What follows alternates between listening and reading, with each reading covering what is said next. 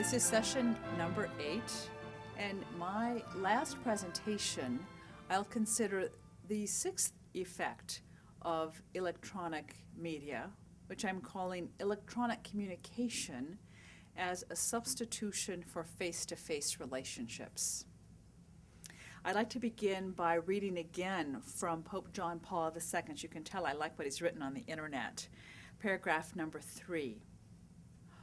While the internet can never replace that profound experience of God, which only the living, liturgical, and sacramental life of the Church can offer, it can certainly provide a unique supplement and support in both preparing for the encounter with Christ in community and sustaining the new believer in the journey of faith. And ultimately, that's how we would want to use some of these electronic medias. An overriding principle regarding online communication is that online behavior should reflect the standard of appropriate behavior, which is expected in all interpersonal interactions. Such behaviors should at all times demonstrate a Christ-centered respect for the dignity of each person. Appropriate boundaries should always be observed. Religious who engage in social networking activities must take great care to consistently represent the teachings of the Catholic Church and protect the sisters and those who are being referred to online, so that not inappropriate personal information is shared.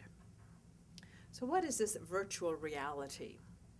Michael Heim describes virtual reality as an event or entity that is real in effect, but not in fact. When you think about it, that's kind of an oxymoron. Something is either real or not real. But even how this virtual reality has affected some of our definitions. There are many wonderful uses for, quote, virtual reality, which is basically simulation. Astronauts simulate being in space as a means of trying to prepare for the actual experience of being in space. Kids use simulated drivers to learn how to then actually prepare to drive a car. This is where the imagination is a wonderful tool. The best training for some of the Olympic athletes, they imagine themselves being, let's say, where they're going to do their slalom and practice such that when they actually are there, they've had a simulated experience of being there. So that can be a very useful means of using the imagination, which in a sense is that virtual aspect of reality. In this electronic culture, there is a trend, however, to replace the virtual in preparation for actual, to substitute for the actual and make the virtual equal to the actual, or sometimes, if not equal, preferable to the actual. And I think that's where we can get and are in some arenas on a very slippery slope. Social networking sites can become surrogates for actual person-to-person friendships. These virtual networks greatly expand our opportunities to meet others, but they can also result in our valuing less the capacity for actual relationship, for genuine connection, person to person. They can favor the interaction of greater quantity, but less quality. The generational impact seems to be the greatest, not in the use of technology, but in the overuse of technology. And we spoke a bit about that in more detail in our last session. Those who prefer virtual reality than actual relationship are not always, but can be those who are less comfortable with themselves socially. I literally had a priest come for therapy who was becoming more irritable, being late for masses, not returning phone calls, not being available for hospital calls. And he was referred because the pastor, he was an associate, was concerned that maybe he was depressed or had anxiety. And to my surprise, when I interviewed him, the reason he had trouble getting up is because he was staying up late on these virtual environments. There's an environment called the Warner Palace, which technically is called a MUD, M-U-D. So it's a multi-user dimensional environment in which there are called moos, where there are multiple objects that you can add to your environment. And because before he was a priest, he was a computer geek, he, in this Warner Palace, where he took on a, quote, personality, became the wizard. And he helped others who had developed a certain character, which is called an avatar, A-V-A-T-A-R. So his character, her avatar, was of a wizard, and others were of different characters. But because he was so good with computer, he would make their little avatars do fancy little whiz things in and out. And he really liked this. Those who would communicate with him would be kind of intrigued by what he could create in their characters. So he had a sense of status and importance and specialness that became part of his self-actualization. Now, in reality, self-actualization is a human level of development that really is almost at the level of being an adult. But you can see how he had replaced the self-actualization in this virtual environment of an avatar, which was far from it and was rather childlike. And for a priest who's now avoiding responsible ministry was childish. But these virtual environments are very popular and are quite money-making endeavors now for many individuals, teens, young people, adults, to the point where they actually have money that you can go to a PayPal and buy different clothing or different accessories for your avatars or other objects that you want to put in your environment.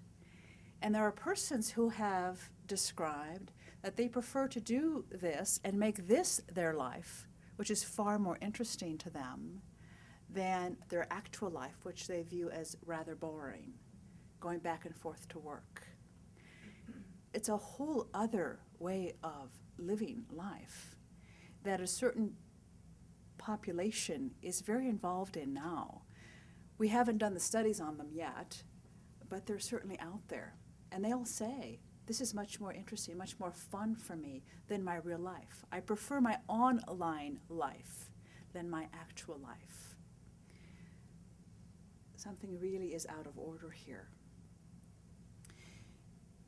On a little bit of a different note, but on a related note with regards to relationship, there's something that the popularity of these social networking sites and these virtual environments that really speaks to an underlying loneliness in the world.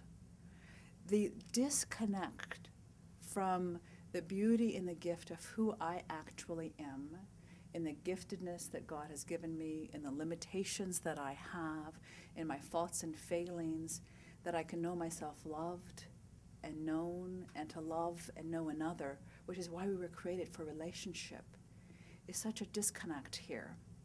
There's an example that I saw in the New York Times in 2008 when I was preparing for this presentation in another setting, and there was a young woman who said, I consistently trade actual human contact for the more reliable, quote, hi, smiles on my space, winks on my match.com, and pokes on my Facebook. That this woman found these online relationships more reliable is telling. The attitude suggests a desire to avoid the vulnerability and uncertainty that true friendship entails. Real intimacy requires risk. The risk of disapproval, of heartache, of being thought of as a fool, of having some expectations upon me. Social networking websites may make relationships more reliable, but whether those relationships can be humanly satisfying remains to be seen. There's a not so recent now, but maybe 6 months ago, news clip in which a man from Florida committed suicide, and all these people watched online. Some of you might have heard of that. You know, what is it that contributed to the situation in which so many people just watched this man commit suicide? I think in part the distance and abstraction of an online friendship or an online relationship can lead to a kind of systematic desensitization as a culture, a kind of voyeurism, which Sister Mary Prudence spoke of in our earlier session, in which we expose everything, but do we feel anything? It's like watching a movie rather than watching somebody really doing something that is just abhorrent. The question is, has online networking reduced levels of loneliness, or has some of these social networking sites made connections more convenient, taking the risk and the real work out of relationship and turning it into information? Talk about dehumanizing, deforming. I'd like to close my final session with a quote, again from this document on the internet by Pope John Paul II, paragraph number 6. The internet causes billions of images to appear on millions of computer monitors around the planet.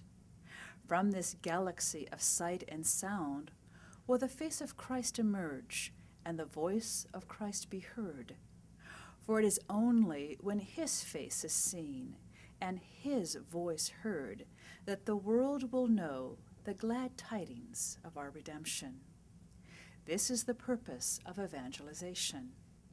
And this is what will make the internet a genuinely human space. For if there is no room for Christ, there's not room for man. Therefore, I dare to summon the whole church bravely to cross this new threshold, to put into the deep of this net, so that now, as in the past, the great engagement of the gospel and culture may show to the world the glory of God on the face of Christ. May the Lord bless all those who work for this aim. May we all work for this aim.